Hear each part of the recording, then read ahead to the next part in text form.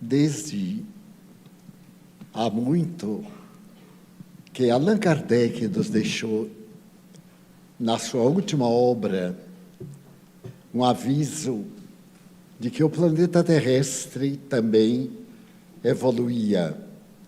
E esta evolução se operaria oportunamente quando a Terra deixaria de ser mundo de provas, de expiações, para ser um mundo de regeneração, no qual a dor cederia lugar à alegria de viver. Os processos de enfermidades, de angústia, modificar-se-iam e nós experimentaríamos um pré-reino dos céus. Procurou demonstrar o codificador que os planetas também evoluem como as civilizações ou os povos que neles residem. Allan Kardec, deixando esta advertência no item 18 do livro Gênese, estabelece que a dor não é uma punição da divindade, é um mecanismo de retificação da criatura humana. Trouxe um Deus misericordioso, aquele que nos dá liberdade de agir, o livre-arbítrio, mas, ao mesmo tempo, nos impõe o dever de ressarcir dos erros que cometemos. Não há punições nas divinas leis. Então, aquele que erra, repete a experiência até torná-la ética e moral.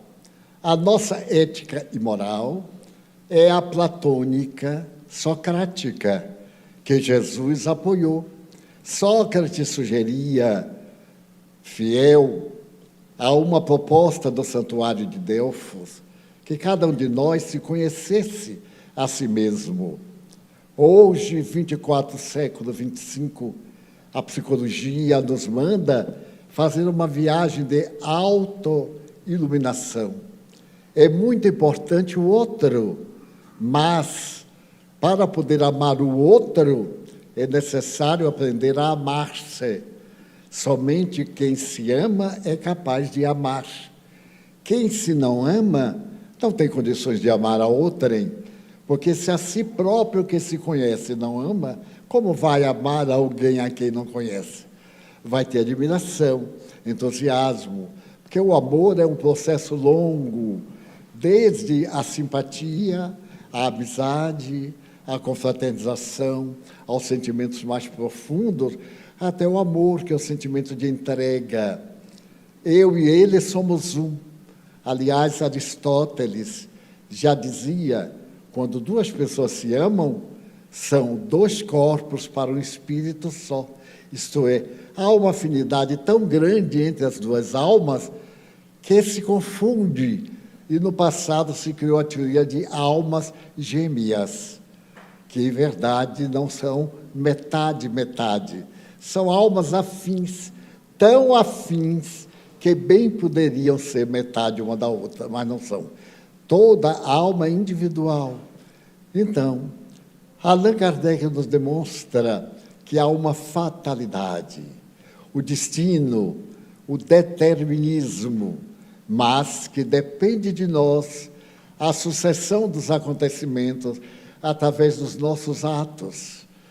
E então o Espiritismo veio demonstrar, por exemplo, que o que nos acontece é resultado da aplicação correta ou infeliz das leis que regem o universo. Mas mesmo aqueles que têm errado sem cessar não serão punidos, serão educados ou reeducados. Serão trabalhados interiormente para que brilhe nele a luz divina que dorme, como a chispa numa imagem um tanto grotesca. Desta forma, a grande mudança estava prevista. Os doutrinadores, os espíritos e espíritas, nos últimos 10 anos, acentuamos muito essa transição planetária. Eu psicografei 3 livros exclusivamente em torno do assunto. me esclarecia à medida que psicografava. E isso seria através do nosso livre-arbítrio. O problema palestino, Israel-Palestina, é um problema de mais de 4.000 anos. Desde os primórdios, com Abraão e Sara, a esposa e a escrava, e se transformou hoje, nesse Hamas, em um problema de religião. Não é uma guerra por terreno, explicaram aqueles que pertencem ao Hamas, que é uma facção belicosa, terrorista, não é propriamente a Palestina. O presidente do recanto do país palestino não entrou em guerra. Foram esses do Hamas que realizaram este ato de violência numa agressão espontânea durante um período de paz e que nos chocou a todos, porque nós esperávamos uma transição. Ela teria vindo, em parte, pela pandemia do Covid. Ficaram as heranças, mas a criatura humana, lentamente, pelas filosofias de ocasião, tornou-se materialista. Mas não materialista teórico, um materialista sem base filosófica, uma pessoa que usufrui da matéria, que goza. Não é verdadeiramente materialista no significado profundo da palavra, é um gozador, é alguém que perdeu o contato com a realidade transcendental da vida e nega a Deus, nega-se a si mesmo e se permite o direito de fazer o que lhe apraz, mas se assusta quando tem que pagar aquilo que fez por vontade própria, porque é da lei, todo efeito vem de uma causa. Para retificar o efeito é necessário mudar a causa, ou trabalhar na causa. Então, nós fomos ficando cada vez menos espiritualistas, menos religiosos, no sentido de ter uma atitude de religiosidade pela vida. Passamos a ter organizações sociais, humanas, filosóficas, sociológicas, de natureza religiosa. Então, nos permitimos o fanatismo, matar em nome de Deus, passou a ser, em algumas religiões, um fenômeno de evolução. E, naturalmente, na doutrina que havia sido apresentada por Mahoma, ou Maomé, retificando o cristianismo de seu tempo, ele se viu obrigado, na sua incultura, traduzindo a inspiração que ele recebeu. Ele era analfabeto, segundo consta, era encarregado de cuidar de camelos de uma família, e então ele entrava em transe, que alguns cientistas revelam ter sido transes epilépticos, e entrava em delírio, que mais tarde, coletados, se tornaram o Corão, esse livro básico. E no Corão, o verbo matar é tão natural que a vida humana perdeu sentido. O palestino, o crente, tem que viver para morrer. A finalidade da sua vida é ganhar o reino dos céus. Mas é um reino dos céus em que ele vai desfrutar de todos os gozos que não pôde fazer na matéria. Para o palestino, o árabe em geral, que adota o Corão, há certas regras inamovíveis. Fumar o tabaco, tomar bebida alcoólica, o adultério e etc. E de uma repercussão ético-moral bárbara. O indivíduo que rouba tem a mão direita amputada. E se ele continuar roubando, não vai ter a outra mão amputada, porque ficaria sem trabalho.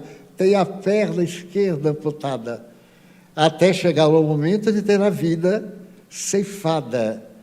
Queimar o indivíduo vivo ou colocá-lo dentro de uma gaiola e jogar ao mar para morrer afogado é o resultado, é a pena para determinados erros que a nossa cultura, apesar de ainda primitiva, superou.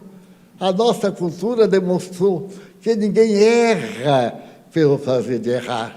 O erro é uma experiência que não deu certo. Então, nós vamos repetir até aprender a fazê-la bem. E é através do erro que nós acertamos a viver corretamente. Mas, com os discípulos de Maomé, em absoluto, quando, de repente, os ares da faixa de Gaza, é um pedaço de terra na fronteira do Egito, muito pequeno. Ali estão quase 2 milhões de pessoas. É a faixa mais povoada do mundo. E ali estão exatamente aqueles que fizeram esse movimento Hamas, de terror, de vingança, do 11 de dezembro. Dezembro não. Do 11 de setembro. Aquele terror. O lobo solitário que mata, andando ele mata. O indivíduo que perdeu tudo no sentimento, na razão, no discernimento, e se transformou no feixe de instintos animais, instintos felinos. Alguns países reconhecem como sendo a Palestina, mas não é a Palestina, é um partido político terrorista, como tem outros também lá. Desta forma, nós, pelo livre-arbítrio, geramos esta guerra calamitosa, que não vai ficar apenas nisso. Se outros países aderirem, como é provável, nós em breve estaremos numa guerra muito mais lamentável. E os Espíritos pedem para preservarmos a nossa paz. Haja guerra, mantenhamos a paz. Haja ódio, preservemos o amor. Façamos a vingança através da compaixão. Então, esse estado belicoso é o resultado da nossa ira, da guerra doméstica, dos ódios caseiros, das paixões pessoais. É cada indivíduo numa soma formando a massa formando uma cultura desvairando e voltando ao primalismo de épocas recuadas. Neste momento da fuga após a invasão, alguém pronunciou que os israelitas estavam repetindo a libertação do Egito, fugindo pelo deserto, para poder atravessar, na época, o Mar Vermelho e chegar à Terra Santa. Essa Terra Santa é que é dita a Palestina. Não há para eles Israel. Israel é o resultado de uma negociação da ONU em 1947, entre a Inglaterra, que dominava a área da Palestina e de Israel, dando lugar a uma faixa de terra que o primeiro-ministro de Israel diz que 45% era deserto. E somente 60 pessoas foram habitar esse deserto. E hoje é a 18ª nação mais poderosa da Terra. Então, estamos diante de uma calamidade sem limite. Por culpa nossa, minha, eu também tenho raiva, eu também me deixo abater, eu também contribuo com a minha mente. É a mente que mantém o universo.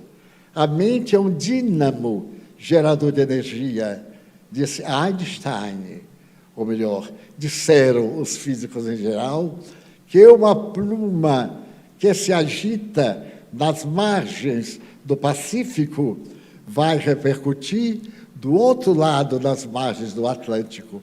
Tudo é uma questão de vibração da mente. É a mente divina que rege o universo. Então, todos nós, se pudermos evitar comentários apaixonados, cada um de nós tem a sua afeição a este lado ou àquele. Se pudermos, evitemos. Não tragamos para casa as últimas notícias. Lamentamos e divulguemos o bem. As lições impressionantes de bondade. Se aqueles invasores assassinaram crianças, degolando-as na fúria selvagem, também os israelitas, no momento da sua fúria, não fizeram outra coisa. É natural. No combate é que se deveria conhecer o povo. E Allan Kardec pergunta na questão 742 de O Livro dos Espíritos: por que existe a guerra? Observe a resposta: por causa da predominância da natureza animal sobre a natureza espiritual do homem e as paixões que o revestem. E o que pretende Deus com a guerra? Já que a criatura humana não opta pela paz, através do sofrimento, ele vai buscar a paz onde ela esteja. Então, cabe-nos acabar a guerra, mas é dizer que as nações acabem a guerra, que nós acabemos a guerra dentro de casa, que os inimigos, o filho mal educado, selvagem, toxicômano, volte à realidade, que a filha rebelde, já fascinada pelo sexo e pelas manifestações ultrizes da dignidade, compreenda que ela não é um convite, um conjunto de sensações, é o espírito imortal. Considerarmos que a guerra não vai resolver, vai piorar, e as feridas das guerras sempre são muito mais dolorosas de cicatrizar através dos tempos. Daí, este terror está também dentro de nossa casa. Quantos de nós, por uma bobagem, brigamos com a família? Quanto tempo perdemos acusando, censurando, odiando, estimulando inimizades, levando fofocas, falando mal do próximo, quando podíamos simplesmente ignorar, dar-lhe tempo de evoluir. O processo de evolução é inadiável. Ele se dará pelo determinismo das leis divinas. Qual é a função da criatura humana na Terra? Qual é o seu objetivo? Amar para encontrar a plenitude. Viktor Frankl, o notável psiquiatra, neurologista e psicoterapeuta, teve a oportunidade de dizer: está acontecendo, em 1970 mais ou menos, que as pessoas estão perdendo o objetivo vivencial. Agora está na moda, eu não sei para que nasci, eu não tenho objetivo, eu vou deixando levar-me pela corrente. Virou uma moda preguiçosa, mental, até quando a dor nos pega, e aí a gente sabe para que nasceu. Nasceu, não entendo porque estou sofrendo, mas a dor não se explica a si mesma, não, ela vem. Nós atraímos, ela vem e nos lapida. Quando não tem alternativa, nos lapida. Da mesma forma que, numa anedota popular, um homem ia atravessando uma ponte. Quando, de repente, ele viu que lá na entrada da ponte, por onde ele ia sair, via um tigre de bengala. Ele recuou e, quando se voltou para a porta de entrada, vinha um leão.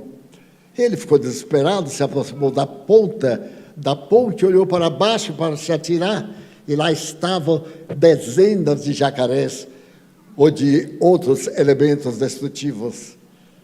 O que é que ele fez? Morreu? Se ele soube perseverar, o auxílio vem do alto, vem de helicóptero. Então, quando nós estamos cercados de problemas, não tomemos decisões destrutivas, porque o auxílio vem de Deus, através da nossa prece. Dizer a Deus: eis-me aqui, e orarmos, e nos deixarmos conduzir por Deus.